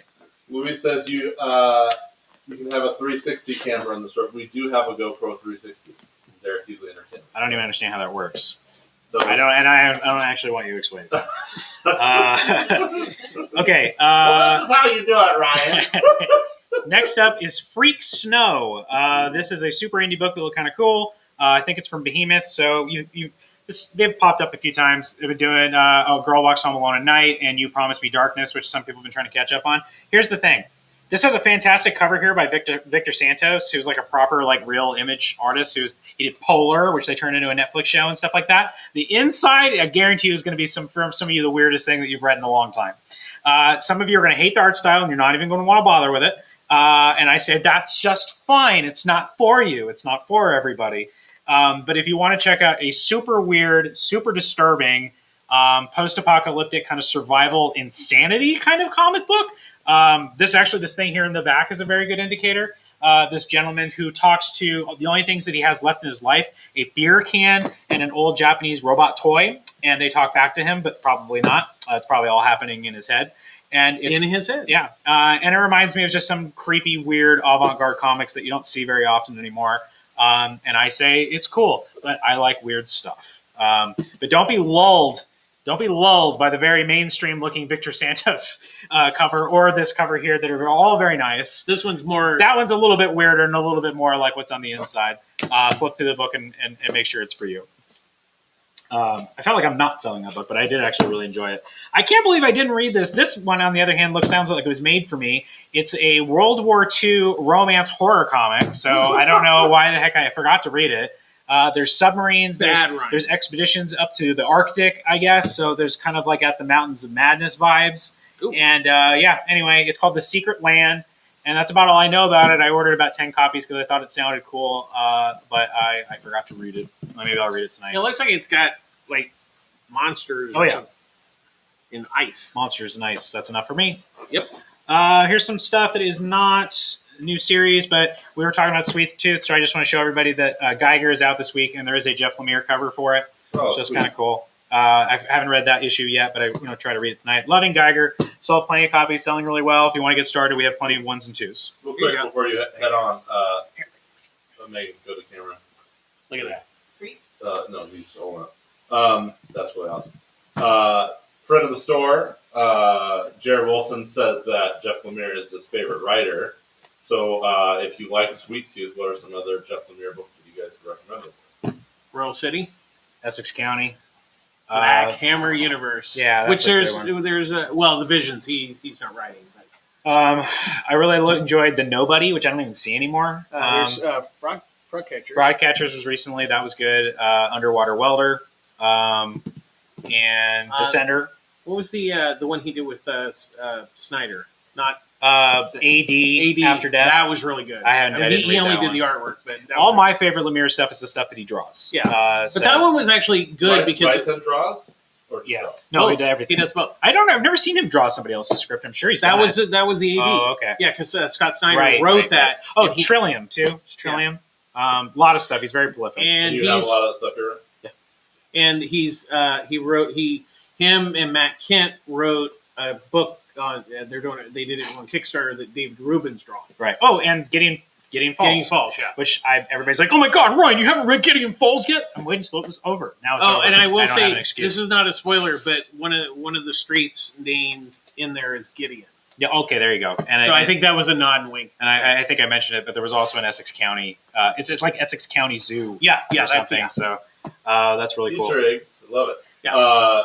Did Paul Scherer say that he's doing free sketches somewhere? Yes, guys, tomorrow. Yeah, head in here early in the day. He says he's going to try to be here from like opening to maybe like noon or 1 or something like that. So try to get in here early in the day. But even if you can't make it, he's left a lot of his creator-owned books here to buy. And he's pretty accessible. I'm sure you can catch him in here or catch him at Alex's bar at the event he's going to be at this coming Saturday. We all know Ryan loves romance comics. Yes. Louis says. Yes. And John says Geiger equals surprisingly great. So Geiger is pretty great. I'm really enjoying it. Very entertaining. Speaking of another entertaining book, I know Steve didn't like as much as I did, but I really did enjoy Eve. If you enjoyed the first issue also, this is the second issue this week, and we talked about, we already showed these because it was the ratio variant. So yeah, that's the second issue. Here's that Dan Mora cover again. So if you don't want to spring for the ratio variant, it's actually just the normal B cover this week also, and I think it's a really, really cool cover. I love her hair in that. It's awesome. By Victor Laval, a person of color who focuses on science fiction and horror comics. I need to read some of his books. Finally, we were talking about Avengers Land. We have a comic book this week that is themed around that. It's called Web of Spider-Man. I ordered more of this one that actually looks like the Disney attraction on the front, or has the Disney attraction on the front. I believe it's straight up like, a thing having to do with the, forget all that. Check out this awesome double page spread for when X-Men gets relaunched. Wow. That's the first time seeing that. That looks awesome. I'm so excited. Okay. Web of Spider-Man. Okay. So no doubt some of y'all have seen that clip, right? And Spider-Man jumping around and putting on a show, and then he swings from a crane or something like that. Did you guys know that that's a robot? Yep. Yeah. Holy crap. Yeah, they did a whole behind the scenes on that on Disney Plus Imagineering. It's insane. Yeah. Like, I thought that was a joke, and then I looked at him, I'm like, it still doesn't look real when they're showing it. It's one. So like when you climb it down the wall, that's an actor, or when he's on the balcony, it's an actor. But then when he's flying across, that's some fun things here. It looks like this comic book features Squirrel Girl. It also features Moon Girl. and a few other folks as well. Yeah, so very cool. Web of Spider-Man. That is it for comic. Oh, no, it's not. Well, this is kind of it's a comic book. I have a really, really big comic book. It's so big. Phantom Starkiller. It's bigger than Ryan. Some of you may remember these on the shelf or snagged them. Phantom Starkiller. I forget the gentleman's name. It's probably right around here somewhere. I'm sure, actually, and I know that some of the people that are on Instagram that are watching, they know who this guy is. He does bootleg Star Wars toys. That's like his whole deal. And he's a big deal within like the toy collector community, which admittedly I don't know a ton about. But more recently, he did publish a comic book through the Scout imprint. And this is a very cool sort of mini artist edition where you get a nice, great big close-up view of his artwork before it gets colored. You want to show him some pages? Yeah. I'm trying. Let me get that one for the eyeball. So if you're like, that looks like Darth Vader, you're like, yeah, it's kind of the idea. Did you tell the story behind that? Like Starkiller was originally the name of Skywalker. I didn't know that. That's your story. Yeah. Okay. Star Killer out of the Skywalker. So they did Starkiller Base, if you remember. Oh, I do remember that. Okay, originally, got it. Lucas, in the first version of the script, it was Luke Starkiller. So very cool if you're a fan of just indie artwork, but also if you're a Star Wars fan. I have a couple. I didn't go crazy. I think that they're $19.99. Yeah, $19.99. And I think I get my graphic novel discount on that, so we'll go ahead and let those go for our normal 30% off. It's big. And they barely fit in a life-size magazine bag, barely. Okay, let's talk about some graphic novels. We have the third volume of Something is Killing the Children. The knockout. Well, can I say something about that real quick? Mm-hmm. So I got behind on that book, and I read 16. Was that last week? Is that the jumping on point? Yes. Yeah, that's the jumping in. So, man, it's good. And you could jump in? James Tinney is good. Because I read the first couple issues, and then I dropped off. I've been collecting it, but I haven't been reading it religiously. But I think it's a great jumping on point, and now you can get this, right? And I think it's in the new solicitation. It's not on final order, cut off the hardcover. Yeah, they're making a big fancy hardcover. I'm getting one for myself. I'll order a few for the store. But yeah, if you want one for your big fancy hardcover collection, definitely get that order in. And there's two versions of it. I didn't know that. There's the regular there's a slipcase. There's I'm getting the hardcover normal, and buddy. the slipcase. I don't need no slipcase. That's the issue we're talking about. Yeah. Issue 16. Yeah, if you've heard about the series, you're not sure where to start, we have plenty of volume ones if you want to start from the beginning, or if you're more of a monthly comic type of person, issue 16 is a jumping on point because it's going back in time, show your origin story, where did she come from, where did this monster hunter come from. It's very cool stuff. Gonna eventually be some kind of hit show. Derek, do you have the whole series? You said you were collecting it. That's money in the bank, Yeah, my I do friend. have the whole thing. Okay, let's move right along. Kirby. It's more your wheelhouse than mine. It's Kirby. It's a Kirby manga. Oh, this is cute. Annie was really excited about Oh. this, and she insisted that I show it on camera. Okay. Megan. Okay, so Kirby Manga Mania. Have I got it in frame? Yeah. Okay. I don't show a lot of manga on here, but that one's, people know the video game, and yeah. It looks really cute. Yeah, it looks like, if your kids like Kirby, this is definitely rated all ages. Don't eat it. You won't Yeah. read, you can't read the story that way. You still have to actually read it like a normal person. See, I know Kirby things, kind of. Here's a book that I just thought was... Untitled Chapter. Yes, exactly. Here's a book that I thought was just pretty cool. I ordered one for myself, and I went, I got one for the shelf. It's called The Gift, and I don't know anything about it, but I must have done something right because there's a whole bunch of praise for it on the back. But you want to know how I shop for books, Steve? How do you show? By the art. That's part of it, but sometimes I can't see the art when I'm looking at the catalog. Would you like to know how else I shop for books? I have to hold the book in order to show you. Okay. Okay. Here we go. Ready? I go. A creature moves on the edge of her vision and stalks her dreams. Sold. That's enough for me. Actually, I like the artwork. It looks really neat. I'm looking forward to reading it. I like it read that they're just using just one color. I think it has something to do with Anastasia. Like from the Royal Russian family. Show Instagram. We love you too, Instagram, a little bit, kind of, but not as much as your brothers and sisters. Because you're too far away. Like far away. I don't know about you guys, but I have a favorite cat, and I tell that cat that she's my favorite all the time. Oh, no, And we also, can't. yeah, because she doesn't actually understand English. Here's Bounty Hunters Volume 2, for those of you that are checking out the new Star Wars stuff. Megan says your cats are dumb because ours understand. Jessica really doesn't like when I do that. I love your sister more than you. so much more. She's so much better than you in every way. Well, Clark is definitely a mama's boy, and Lois is definitely a daddy. Yeah, that's probably kind of art for us too. So Appa's mine and Momo's hers. Okay. Hey, remember Erratic? Oh, It's already out in a trade paperback. If you enjoyed the Kari Andrews, sort of a teenage superhero, a lot of cool style on this, great drawings, and I know Derek was a big fan. I also really enjoyed the first issue. Really cool book. From Not AWA Upshot. Not safe and not politically correct, which I enjoy. Here's another book that maybe I'm the only one that cares about, but I really enjoyed this. It's called Terminal Punks, and it's literally called Terminal Punks because it's about a bunch of kids in a punk band who get stuck in an airport terminal with killer cryptid monsters, and it made me laugh, and I really enjoyed it. So, Terminal Punks, there you go. You turn the AC up and make it cold, just up or down or whatever. Oh, you make colder? No. Okay. I don't know how you say that. Is that okay? Is that okay with you? That's right. You would turn it down, Turn it down. or well, Well, you know what Cardi B says: if it's up, then it's up, then it's up, then it's stuck. You know that song, right? No, I'm The number one song. I'm sure it is. I know about Shaolin Cowboy. It's heck gonna be yeah. a movie, right? Is it? What? I don't know. What? You're just saying things We're or what? working on it. Okay. I don't know how that's going to work. I don't know how they're possibly going to match the insanity of Jeff Darrow's artwork. So much detail in the work, right? Just anything that says Shaolin Cowboy, you should at least pick it up and flip through it and just see if it's for you. It might blow you away. I think Jeff Darrow is one of the most talented, most detailed artists of this working generation. And Shaolin Cowboy is so much fun. My Shaolin Cowboy story is how I keep myself humble. When I was getting into comic books, I was all about the story and the words and not really so much about the artwork. And I remember picking up Shaolin Cowboy and going, this is stupid, and putting it back in the shelf. And now I want to go and spit in my 18-year-old self's face for feeling that way about it. Gross. Unless he probably, I don't think he liked that kind of thing. I don't remember. have you ever seen his original artwork for Shaolin Cowboy? You or mean? for anything? I mean, he brings stuff to conventions. It's really big. Yeah. He draws. Well, he has to get that yeah, detailed. Yeah. Okay, we have the much anticipated Batman Earth 1 Volume 3. This is a completely separate Batman universe.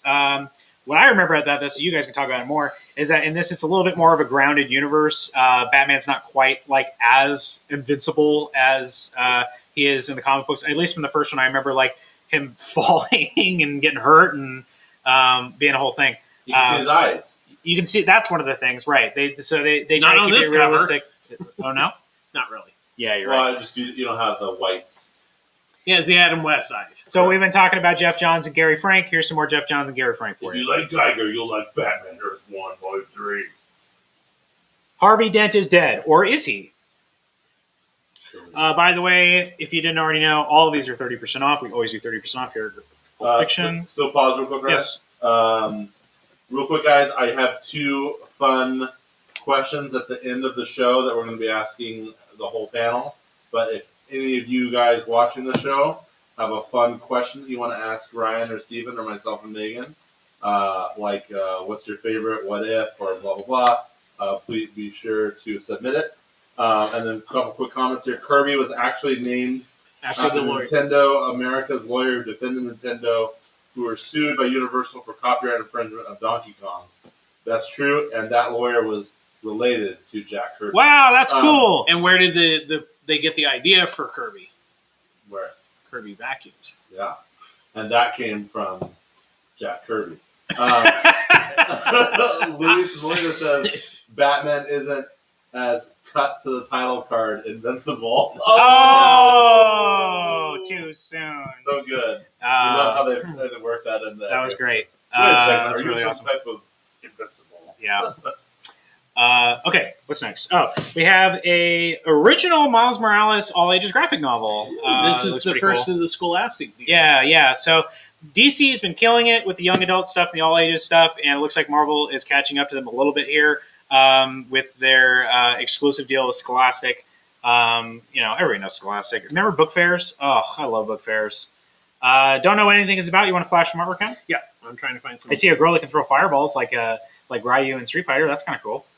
That's how you fell in love with Oh, Jessica, here we go. right? It was all over after that.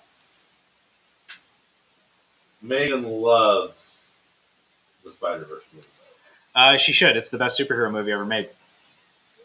That would be. You don't have to Superman. agree with me. That's my actual opinion. So Um, Oh, and there's a preview of the next one. It's going to be a Ms. Marvel book. there you go. Looks Lots of Miss really Marvel good. stuff coming at you. Yeah, go here. That Ms. Marvel book looks really good too. I don't know why I talk about Epic Collections. Nobody cares about these. Do you have anything to say about this Mighty Thor Epic Collection? It's Thor. Okay. Epic Collections, they're up to volume 20. Actually, they go up and then they work their way backwards. Oh, it's got the. I know that people I think are buying these online because the sales are slowing down on them, or maybe people are finally losing interest. All right, enough about that. Okay. And finally, check this out. We got the Marvel art of George Perez. That might be a special order for somebody. I'm not sure. I can't quite remember. But it looks pretty cool. It's all wrapped up, so we can't show the inside. But it's a big old fat stack. I do see Ultron on the back, and I know that was one of his big storylines when he was doing the Avengers, where Thor's like, Ultron, we would have words with thee. Yeah, pretty cool stuff. Yeah, it says it's got Black Widow, Hulk, Fantastic Four, because he also did Future Imperfect with Peter David. Oh, here's a good question from Instagram. Thoughts on Bad Idea shutting down? My opinion or my thought is that they're not actually shutting down. It's just another stunt. I think they're being cute, and we're going to find out what they're still up to very soon. Hopefully, it's a good idea where like your store can it's actually been buy working the out books. for them. I mean, if I have people every week asking, "Are you guys going to get Bad Idea comics?" And I said the former owner had talked to them initially, and they said not this round, but maybe in the next round. And then we got really busy, and a pandemic happened. And it just hasn't been on my priority list. But we'll see how it goes. I have heard that some of their stuff is pretty cool. I've also heard that people camp out overnight to get some of that stuff in comic book stores, and I don't know about that. What is it that you're talking about? People don't- Bad Idea is a publisher. It's called Bad Idea, and they're comprised of folks that were previously working at Valiant Comics, from what I understand. Yes. And they have done some really wild, flashy things. Like our comic books are never going to be reprinted in graphic novels, or our comic books are only meant to be sold one per customer. And no digital. There's no digital version of this comic book. If you, as a retailer, up the price on these comic books within the first 30 days, that's it. We will never give you any more Bad Idea comic books ever again. So their whole deal is about exclusivity, making stores be like, this is the store where you have to go get this Bad Idea comic. And so far, it seems to have whipped people up in a pretty good frenzy, so I guess it did its job. But I'd say you can always just say that it's never going to be reprinted. It's a very easy thing to say that it costs you nothing, but you can also just then decide to put it in a graphic novel. So we'll see. Yeah. Finally, these are not. I guess they're for sale. I was probably drunk. I ordered 2 of these. They were just for me. Here. I'll hold the green. Okay, here you go. So maybe somebody actually wants the Creep from the Creep Show figure. I ordered one for myself, and I only meant to order one for myself, but I ordered one for the store, I guess. Right. He's 4 inches tall, with 7 points of articulation and a hinged jaw. If you don't already know, what is wrong with you? You haven't seen Creep Show? Are you kidding me? One of the greatest horror anthology movies of all time, probably the greatest horror anthology movie of all time. And this little guy, I just couldn't resist. He's a big one-eyed monster with tentacles. This is from The Green Slime. It's a wonderful Japanese monster movie from the 60s, which I have not seen yet, but I own. Okay. How's that? Well, you own it at least. And it was the lovely people at Warner Archives that did that. It was a Warner Archives, yes. I saw this, and it was inexpensive enough that I felt like I had to get it. I'll have mine outside of the box for anybody who wants to look at it. James Honda doesn't watch this stuff, but I'm hoping James Honda gets excited that I have something to find a home. But in the meantime, I was going to say, actually, I have a little Green Men collection that I began. Oh. Yeah, my wife and I were at Retro Games Plus a few months ago, and we found a little toy that was like $1 that I thought looked really cool. And he was like a little green zombie guy with a shotgun. I just really liked him. And then I took him home, and I got drunk in my garage, and we did a stream during the shutdown. And I said, who can tell me what this is? And somebody just immediately, Men in Black. I'm like, no, it's not. What the hell? And it actually was supposed to be the Farmer John guy. And what I thought was a viper thing that comes out of his back. You close the button, it goes, and it's a snake. Yeah. I'm like, this is so cool. Snake comes out of it. That's supposed to be like the cockroach thing coming out of it. And I'm like, it's such a bad toy for that property. It came around to being awesome, and now it's in my house. And then we were at a swap meet, and I saw another, I think it was Star Trek. Oh, actually, I got to ask people. It looks like it might be from Star Trek. Little green men with yellow eyes. That's the new collection. Is that your new collection? So Pulp Fiction themed comic books, homages, and little green men, monster men with yellow eyes. Those are the new collections. Little green men with yellow eyes. Little green men with yellow eyes. Little green monster men with yellow eyes, specifically. Okay, that's it. Come in and buy Sweet Tooth. I have tons of copies. By the way, this is $59.99. It's the entire series. It's the whole the thing, entire one original shebang. series.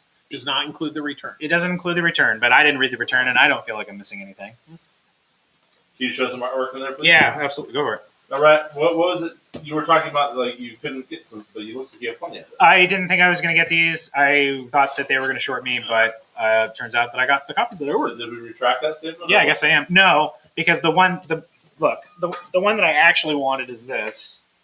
I wanted both. I wanted everything. I wanted people to be able to get that if they wanted, but then also be able to get these guys, which are the entire series in thirds. And I ordered 1, 2, and 3 a month and a half ago. Lots of copies, and they said they were available, and they said they were in stock, and they sent me 10 copies of 2 and sent 10 copies of 3. So I have a bunch of 2s and 3s. So if you happen to have one, then you're in luck. I was hedging my bets just in case I didn't get that stuff. But no, the first Invincible compendiums are out of print right now. But I also have it on good authority from Skybound person that it is getting reprinted, and not like they're gonna find more. Like they're gonna reprint the compendiums. So there'll be more on the way. In the meantime, I have what we have behind the counter, and we will sell them to you if we know you, or if you pass the test that seems like you actually want to read it, and you're not going to take it and flip it online. We don't want to sell to you. No flippers. No flippers. Okay, now that's it. I don't have anything left Is to there say. Sweet Tooth hardcovers in the horizon at all? Or If they want to reprint any of that stuff or do some of that stuff, but they haven't announced anything, and there are hardcovers, but they're well out of print. I have them at home. Eddie will probably ask me to sell them to him for $5. I'll buy them for $6. Okay, I'll think about it. Okay. All right, we got some questions for the group. Speaking of Eddie just joined. We're just in time for me to throw shade at him. As you should. Somebody was asking if the Bad Idea comics are actually good. I'm not sure, but There's there's a one Matt called Kent one. I know. the Matt Kent one. I've heard is good. Well, 'cause- I might have the first issue at home in my own personal collection, but I have not cracked it open and read it. Oh, okay. Probably because it's Matt Kent. That's probably why. Matt Kent's a good writer. Yeah. All right, we got a comment here that we missed. David Enrique Chang says, "It is ... me !" On the George Perez book. Do you know what that means? What? Maybe he David Enrique Chang. Oh, he probably asked for it. It's probably for him. Oh, No worries, Dave. We haven't done it. You know, it's that's fine. Louis I just wanted to show and tell. Louis says, "Japanese monster with tentacles. I've been on the internet long enough to know where this is going." Because I'm wearing bunny masks. Terrible. Okay, so these are the questions. Ready for them? Yeah. We get a little creative. Ready. Question number 1. Like in Sweet Tooth, if you were born an animal hybrid, what animal would you be? Crossroad. Is this like what I think other people would think that I would be, or like what I would want to be, or am I overthinking it? Whatever it would be. So, for example, I would love to say, like, I'm half man, half bear, or Yeah. half wolf, because I'm a giant hairy person. Yeah. But for my answer, I would say I'd be half person, half armadillo. Oh, I like that. They have a little hard shell on them. Yeah, and you roll up in a ball. Yeah, exactly. I'm short, so I want to be half giraffe. That's what I want. Which half? The legs. I want to be that, and then everybody can joke about how I'm supposed to wear my hat or my ties. Should it be like up here, right by my chin, or down below where my neck meets my body? I want to be that person. So I want like a normal sized human body with a really long giraffe neck and head. That's what I want. Sure. Yeah, and then I get to be tall finally. I would be half human, half corgi because they have really nice butts. Oh, Corey's. We You don't already have a really nice butt, I Steve? have no butt. So you wouldn't get in trouble when you walk around with no pants. If you That's right. Yeah, you'd be like in Disney. I could be like Donald Duck and just walk around with no pants on. We have a corgi in our neighborhood named Loki, and every time my wife will drop anything she's doing, like an ice cream truck with kids when they're little kids, Yeah. you know, and she'll run out in It's front. corgi and say, magic. Go pet the dog. love it. Because they love it. Okay, what about you, Megan? I would say it would be the one opportunity I would get to actually be a mermaid. Oh, swimming Like every under little- the sea. every little But from the experience. top, half up, so you'd have human legs and a little seashell. It'd be the most useless thing ever. Like I'm not very good in the ocean. I have human legs. Someone said that as a meme. They're like, what if a centaur mated with a mermaid and their child was just the human half for both? So they weren't special at all. Or you could be half bird, so you could fly. Yeah, and there is, and you see the one. Well, no spoiler. No, it's in the first. I think it's the first circuit with all the babies. Okay. You see one with. I mean, they're not. I will say that this is not a spoiler, but when towards the end of the first season, when the kids are running through the sewer, look for a little nod to something that comes later in the comics in the series. Now we know there's a sewer in it. No, well, Spoiler alert. a certain character that we sort of see that plays an important part in the return. Oh, okay. I didn't read the return, so I don't know. But I'm just saying he's in the regular one too. Got it. Oh. I will say it's a gray animal, Okay. a large gray animal. And I'll Okay, so your answer, Megan, was a mermaid. We Mermaid or a half bird. got some comments here. Adam says dragon to breathe fire, fire, fire, That's fire. not an animal, Eddie. That's not an animal. Paul Sherrar has a great answer here. Paul says half Jar Jar being half stupid human. And Louis says I would be half dog, half human. Louis, you already are a dog. You. Guys, really important news. This just in. Adam Hernandez is finally off work. All right.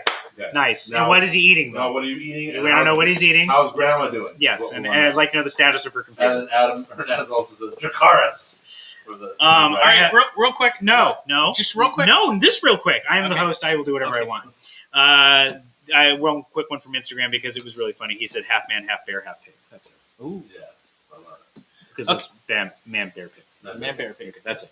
Okay. I want to acknowledge his joke. Now continue. We have 4 anniversaries of movies today. Well, I'm not done with the questions yet. So Okay, wait, fine. wait, tell us the appropriate Okay, time. go. Okay, go. so the on next with your question. The next question is Why is Derek so slow in asking his question? No, Because he's an armadillo. You keep getting interrupted. That'd be a slot. The next question would be, in honor of The Conjuring, if you were in a Conjuring movie and being haunted, what comic book hero would you enlist to help you? Well, that's And you can be obvious and say a magic-based character, or you can try to think of something. Zatanna, but only if she shows up in her fishnets. There you go. Ambush bug. Oh, that would be my answer. I love it. Sure. How about you, Megan? Who would help you out in a Conjuring movie? Probably Darth Vader. I thought you were going to say Buffy. He's got like the Force is kind of like other ghosts in the Star Wars universe. Yeah. There's Force ghosts, so he can deal with it. I mean, if anyone's going to defend me, it's probably Darth Vader. I would say Mr. Mixius Pitlick. Here you go. Ruben goes the obvious but good one. He says Constantine. Dead man, big one. Dead man. Yeah. He just hop in all the demons. Yeah. Make them good. Yeah, just hang out with him. All right. That's it for the questions for this part. Steven, you got some anniversary? Yeah. Very quickly. Very quickly, anniversaries. Today, Trading Places was released. How are you feeling? Wait. I'm feeling good. Looking good, Steve. Looking good. No, No. feeling good. Feeling Steve. good. Oh, yeah, that's I'm right. messing it up. Yeah, Sorry. that's okay. Then we have I Am Wearing the Shirt. Today is the anniversary of Gremlins. Aw. What And are the rules? Gremlins 2. Well, that came later. What are the rules? No food after midnight. Don't get them wet. Is that it? Is that just the...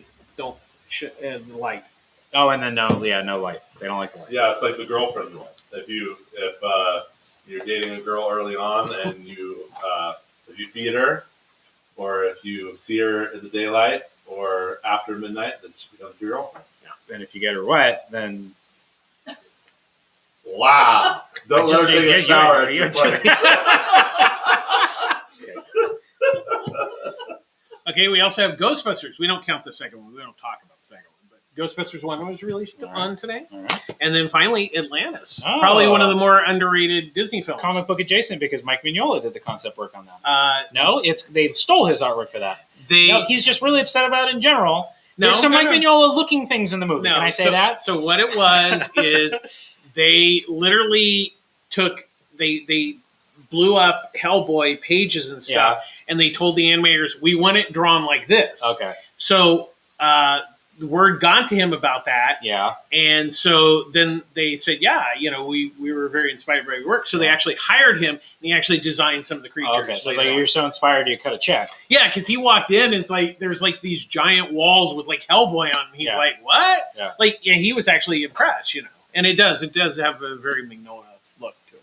It's actually a really good film. Yeah. And it's not a musical. That's true. I think so there we go. We're done. That's it. Stick a fork in Ryan. Yes. Louis says that he would choose Superman to help him in a Conjuring film, but the demon would probably take the form of a bike. There you go.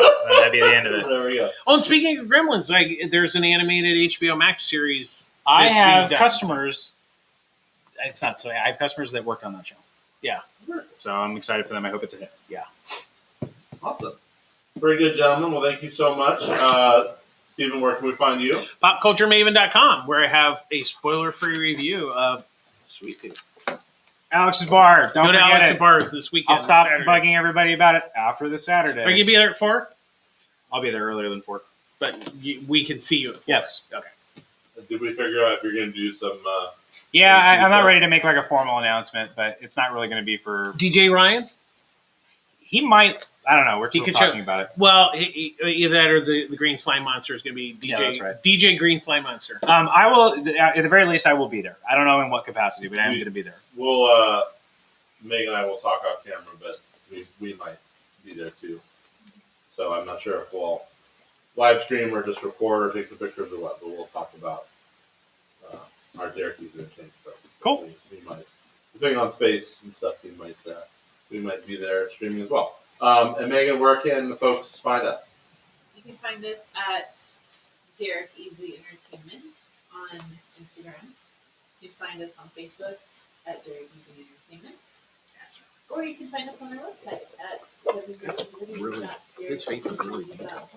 videos, This is my social favorite media, size. I also like or the fact that any his type tape of helps marketing in general. We do it all. And are we working on anything particular right now you want to mention? We are working on a really big project for the Long Beach Museum of Art, which is very exciting. I've done a lot of work, a lot of post-production work, and we're going to be doing a stream as well as AV and all of everything you can think of we're doing for this big project. Lights and speakers and TVs and all of that. Yes. Lions and tigers and bears, oh my. Yes. And man bear pigs. Man bear pigs. So check us out online. Megan posts lots of cool little Instagram stories and stuff. And then for Pulp Fiction, please join the Pulp Fiction Comics Long Beach group where you can share your collections, share what you're getting, share memes, share articles, share videos, and also check out our TikToks. We're shooting lots more TikToks and posting them on Instagram and Facebook as well. And tune in tomorrow. I'll probably get Mr. Paul Sherrard. Mr. Sherrard. on camera again tomorrow, and maybe get some Steven and Wendy action as well. So that's it for us. Let's cut back to the boys to sign out. Ryan, quit picking it. Is this where my nose is? Show us your feature. I couldn't see it very well.